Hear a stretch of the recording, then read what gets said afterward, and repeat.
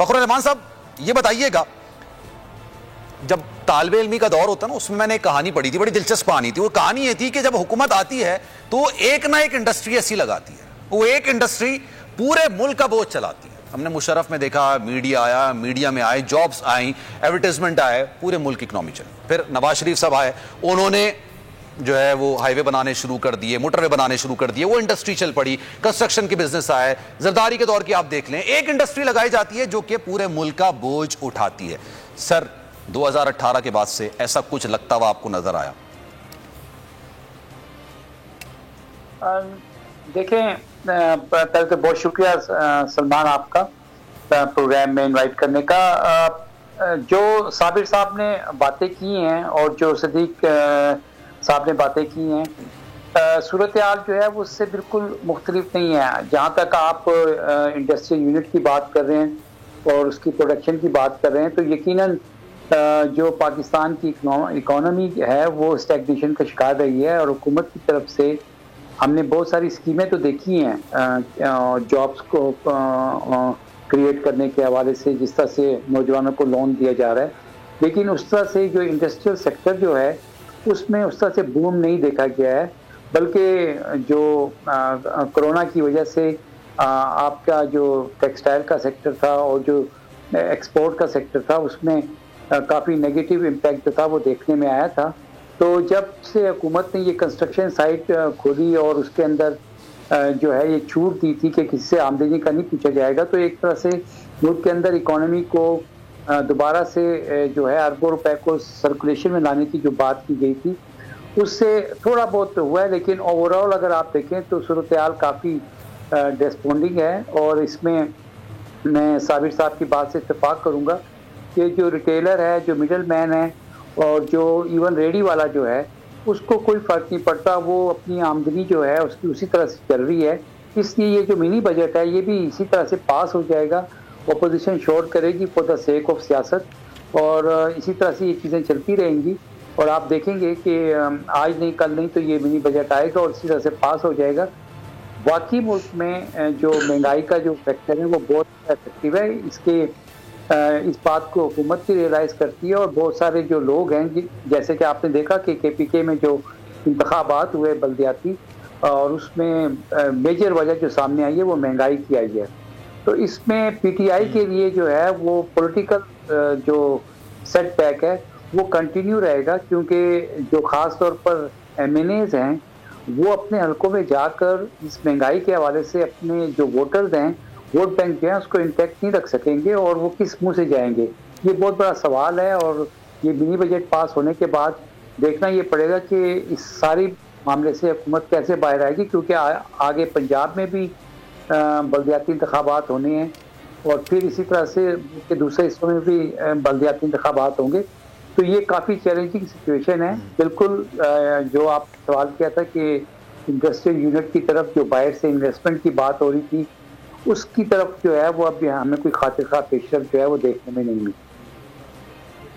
अच्छा साबिर साहब, ये मुझे जहन में एक चीज है, 13.25% शरह सूद हुआ करता था गालिबन 1.5 साल पहले या 2 साल पहले, उतना था। और फिर इमरान खान साहब ने कुछ सहाफ़ियों के साथ बैठ के गुफ्तगू की, बातचीत की, और जहां तक मैं गलत नहीं हूं, मुझे याद पड़ता है समी साहब का ये सवाल था वजीर आजम इमरान खान साहब से कि 13.25% शरह सूद इसको कम करना चाहिए, क्योंकि जाहिर सी बात है फिर आप चीजों को कंट्रोल नहीं कर सकेंगे, इंडस्ट्री बूस्ट नहीं हो सकेगी। और जो तालिबे इल्मी के दौर में पढ़ने वाली चीज होती है वो यही होती है कि जितना शरह सूद ज्यादा होता है उतना ही बिजनेस कम होता है, और जितना शरह सूद कम होता है तो उतना ही बिजनेस में फैक्टर ज्यादा लगता है। 13.25% से ये नीचे आया 7 पे, अब दोबारा से चला गया 10 पर। तो ये तरक्की हो रही है, जवाल हो रहा है, आप क्या समझाएंगे इस पर? सलमान, बात यह है कि जहां तक शरह सूद का ताल्लुक है, इसका मैकेनिज्म होता है। State bank of Pakistan, finance ministry इसका एक मैकेनिज्म बनाते हैं, उसमें तो मुझे कोई एतराज़ नहीं है। यार, शरह सूद नहीं, कॉन्फिडेंस दे बाबा, लोगों को कॉन्फिडेंस दे। बड़ा पैसा यहाँ पे लोगों के पास। आप निकले ईद उल अज़हा पे 4-4, 6-6 बकरे कर रहे होते हैं और 10 मरले का मकान होता है, गाड़ियां लेके फिर रहे हैं, छोटी छोटी गलियों में नई गाड़ियां उन्होंने पार्क की हुई हैं लोगों ने। यार, लोगों को कॉन्फिडेंस दें, आपको पैसा दें, आपको टैक्स दें। आप you are taxing the already taxed people कि मैं टैक्स दे रहा हूं, मैं गलती से आ गया हूं टैक्स नेट पे, इसी से लो 10 रुपए और। इसी से लो टैक्स। बिजनेसमैन फंस गया है कोई, इसी से और ले लो। यहाँ में लाखों दुकानदार हैं पाकिस्तान में जिनकी रोज की सेल लाखों रुपए की है। यहाँ ऐसे ऐसे फूड आउटलेट हैं, रोजाना की सेल मिठाइयों वालों की।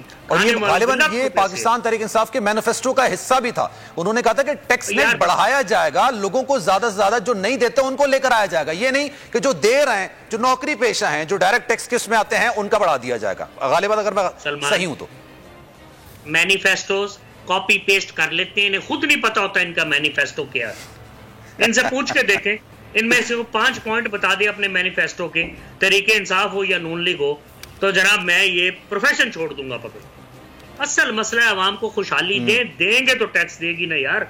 इनकी चोरियां देख देख के आम आदमी भी सड़क पे चोर हो गया, मोरालिटी खत्म हो गई, सोशल फाइबर खत्म हो गया। Look at the traffic on the roads.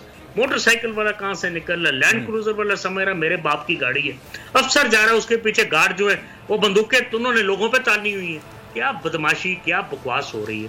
Has the system finished? मैं तो ये आप सवाल कर रहा हूं कि क्या सिस्टम मौजूद है? कौन पूछने वाला इस सिस्टम को? महंगाई पहले भी थी, हमेशा शोर मचता रहा।